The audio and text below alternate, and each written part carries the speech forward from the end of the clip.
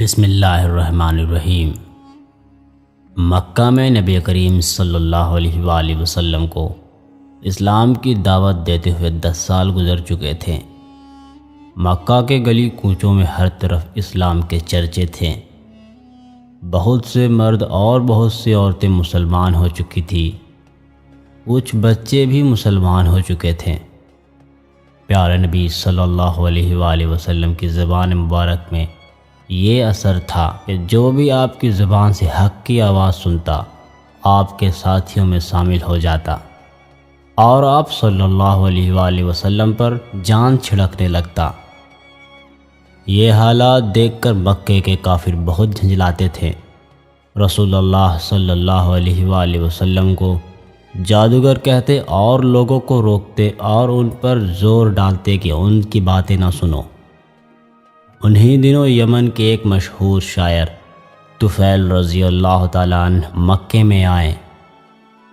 یہ اپنے قبیلے کے سردار تھے اور یمن کے لوگ ان کو بہت مانتے تھے۔ جب یہ مکے پہنچے تو مکے والوں نے ان کا بڑا شاندار استقبال کیا اور بڑی عزت سے پیش آئے، مگر مکے والوں کو یہ فکر ہو گئی کہ اگر کہیں طفیل نے محمد صلی اللہ علیہ وآلہ وسلم کا کلام سن لیا تو یہ ضرور مسلمان ہو جائیں گے۔ اور پھر طفیل رضی اللہ تعالیٰ عنہ تو خود ایک شاعر ہیں، کلام کی اچھائی کو پرکھنے والے ہیں۔ محمد صلی اللہ علیہ وآلہ وسلم کا اونچا پراسرار کلام اور پھر ان کی سیرت و اخلاق کی کشش، کہیں طفیل نے اگر ان کو دیکھا تو مسلمان ہو ہی جائیں گے، اور اگر یہ مسلمان ہو گئے تو ان کا پورا قبیلہ مسلمان ہو جائے گا۔ مکہ والوں کے لیے طفیل رضی اللہ تعالیٰ عنہ کا یہاں آنا ایک بڑا حادثہ بن گیا۔ طفیل رضی اللہ تعالیٰ عنہ نے ان کو بڑی فکر میں ڈال دیا۔ جب سمجھدار لوگ مل جل کر بیٹھے، آپس میں مشورہ کیا اور یہ طے ہو گیا کہ جیسے بھی ہو طفیل کو محمد صلی اللہ علیہ وآلہ وسلم سے ملنے نہ دیا جائے۔ کچھ لوگ طفیل رضی اللہ تعالیٰ عنہ کے پاس پہنچے اور بڑی رازداری اور خیر خواہی کے انداز میں طفیل سے کہا، آپ نے ضرور ذکر سنا ہوگا، ہمارے یہاں ایک صاحب ہیں، وہ کچھ دنوں سے اپنے آپ کو نبی کہنے لگے ہیں، بڑے زبردست جادوگر ہیں، ان کی باتوں میں بلا کا اثر ہے، ان کی باتیں سننے والا ان کے جادو سے ہرگز نہیں بچتا، جو بھی ایک بار ان کی باتیں سن لیتا ہے بس انہی کا ہو رہتا ہے۔ مکے کے بہت بھولے بھالے ان کے جادو میں پھنس گئے اور اپنے باپ دادا کے دین سے پھر گئے۔ بہت سے گھرانے ہیں جہاں انہوں نے بیٹھے بٹھائے باپ بیٹوں، میاں بیویوں اور چچا بھتیجوں میں لڑائی کرا رکھی ہے، اور پھر جس پر بھی ان کا جادو چل جاتا ہے وہ ایسا ہکا بکا ہو جاتا ہے کہ پھر وہ کسی کی نہیں سنتا، بھلا کیا مجال کی کوئی اپنی بات سے ہٹا سکے۔ آپ کو یہ سب باتیں ہم اس لیے سنا رہے ہیں کہ آپ ہوشیار رہیں۔ طفیل رضی اللہ تعالیٰ عنہ نے ان لوگوں کی یہ باتیں بڑے غور سے سنی اور دل میں طے کر لیا کہ کچھ ہو جائے اس شخص کی باتیں ہرگز نہ سنوں گا، کہیں میرے اوپر بھی اس کے جادو کا اثر ہو گیا تو کیا ہوگا۔ اور پھر طفیل رضی اللہ تعالیٰ عنہ کعبے میں جب بھی جاتے کانوں میں خوب روئی ڈال لیتے کہ کہیں اس شخص کی آواز کانوں میں نہ پڑ جائے۔ ایک دن کعبے میں نبی کریم صلی اللہ علیہ وآلہ وسلم نماز میں قرآن شریف کی تلاوت کر رہے تھے۔ اتفاق کی بات طفیل بھی پہنچ گئے۔ جب انہوں نے قرآن شریف کی تلاوت سنی انہیں یہ آواز بہت بھلی لگی۔ پہلے تو ٹھٹکے لیکن پھر سوچا کہ خود شاعر ہوں، اچھی بری بات کو سمجھتا ہوں، کلام کی باریکیوں اور خوبیوں سے میں واقف ہوں، کیا میں اتنا بھی نہیں سمجھ سکتا کہ کون سی بات میرے لیے اچھی اور کون سی بری؟ سننا تو چاہیے کہ آخر یہ صاحب کس قسم کی باتیں کرتے ہیں۔ یہ سوچ کر انہوں نے اپنے کان ادھر لگا دیے۔ پیارے رسول صلی اللہ علیہ وآلہ وسلم قرآن شریف پڑھ رہے تھے اور طفیل کا دل آہستہ آہستہ پگھل رہا تھا۔ ایک ایک آیت ان کے دل پر اتر دی جا رہی تھی۔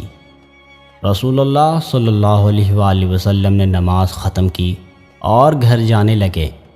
طفیل رضی اللہ تعالیٰ عنہ بھی پیچھے پیچھے ہو لیے۔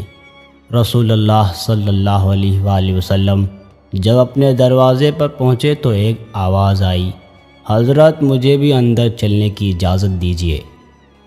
نبی کریم صلی اللہ علیہ وآلہ وسلم نے مڑ کر دیکھا کہ یمن کا معزز سردار طفیل آپ سے اندر چلنے کی اجازت مانگ رہے ہیں۔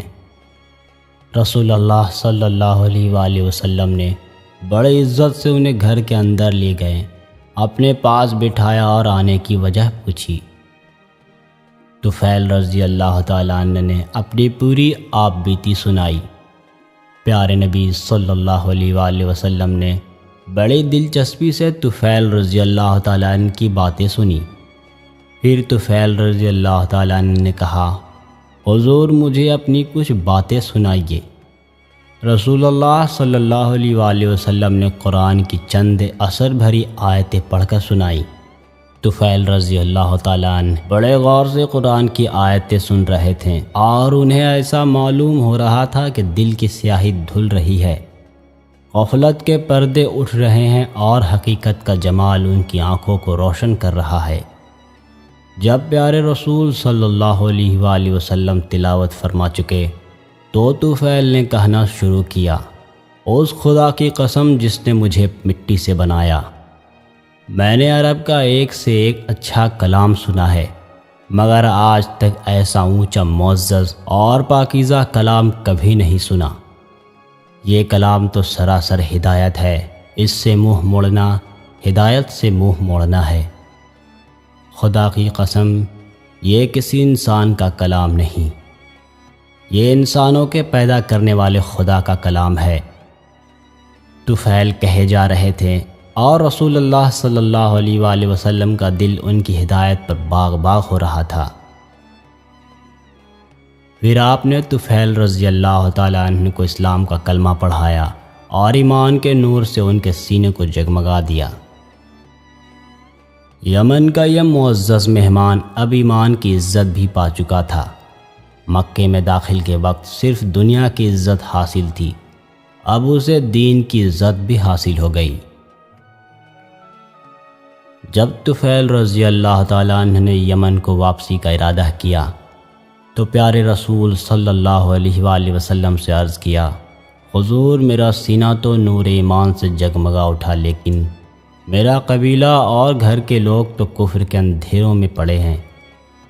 یا رسول اللہ صلی اللہ علیہ وآلہ وسلم دعا فرمائیے کہ اللہ تعالیٰ انہیں بھی ایمان کی دولت بخشے۔ رسول اللہ صلی اللہ علیہ وآلہ وسلم نے دونوں ہاتھ دعا کے لیے اٹھائے، اے اللہ تو طفیل کو اسلام کا نشان بنا دے کہ اس سے لوگ اسلام کی راہ پائیں۔ طفیل رضی اللہ تعالیٰ عنہ ایمان کی تڑپ لے کر گھر پہنچے۔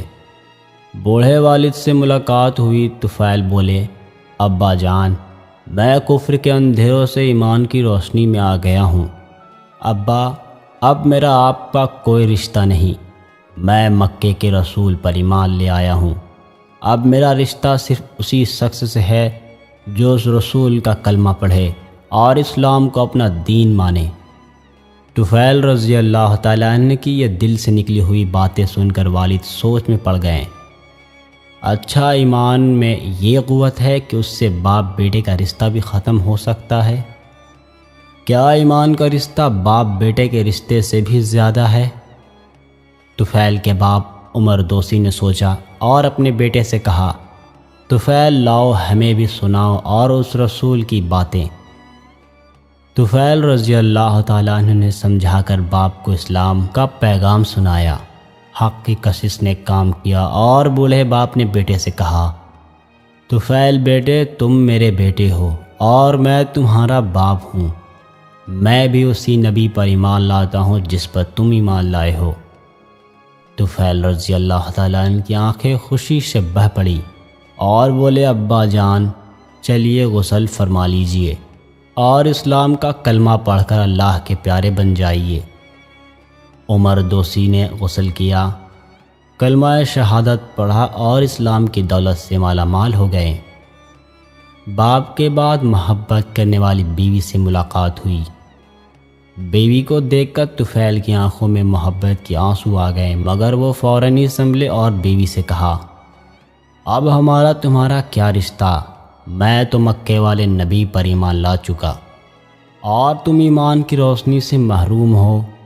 میں اسلام کی روشنی میں چل رہا ہوں اور تم کفر کے اندھیروں میں بھٹک رہی ہو۔ ایمان اور کفر کا کیا ساتھ؟ میرا رشتہ تو صرف ان لوگوں سے ہے جو اس خدا کی بندگی کرے جس کا کوئی شریک نہیں، اور اس رسول پر ایمان لائے جسے خدا نے ہماری ہدایت کے لیے بھیجا ہے۔ طفیل کی عذر بھری تقریریں سن کر بیوی کے دل کے دروازے بھی کھل گئے۔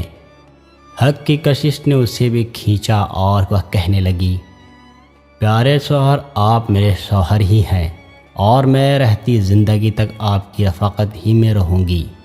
میں بھی اس خدا پر ایمان لاتی ہوں جو سارے کائنات کا خالق ہے، اور ایمان لاتی ہوں اس رسول پر جس پر آپ ایمان لائیں۔ طفیل کا دل خوشی سے اچھل رہا تھا، ان کا چہرہ حق کے فتح پر چمک رہا تھا، اور یہ سوچ رہے تھے کہ کتنی کشش ہے اس ایمان کی۔